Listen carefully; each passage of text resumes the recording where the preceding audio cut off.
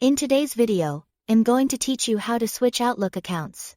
If you use more than one Outlook account, it's helpful to know the quickest way to move between them, especially if you manage separate inboxes for work, school, or personal use.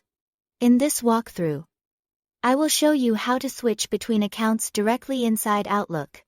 And then I will also explain how to switch profiles if you use different Outlook profiles on the same computer.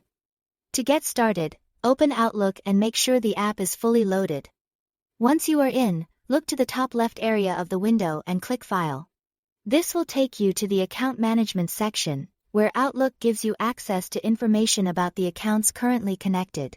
From there, stay on the Info tab if it isn't already selected. Under Account Information, you will see an Account drop-down menu.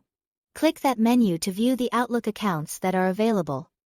Then simply select the other account you want to switch to.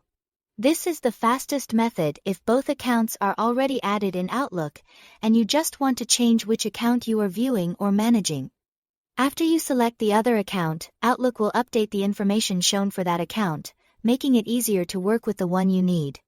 If instead you need to switch to a completely different Outlook profile, the process is a little different. Profiles are useful when you want to keep separate setups, such as different account groups, settings, or mailbox arrangements. To do that, click File again. Then go to Account Settings and choose Change Profile. After that, click OK. Outlook will then restart so you can choose a different profile name before the app opens again. One important thing to keep in mind is that switching accounts and switching profiles are not exactly the same. Switching accounts changes the account you are working with inside your current Outlook setup, while switching profiles restarts Outlook and lets you load a different profile configuration. So if one method doesn't give you the result you want, the other may be the better option. Take your time when navigating these menus, because the names are very similar and it's easy to click the wrong setting if you move too quickly.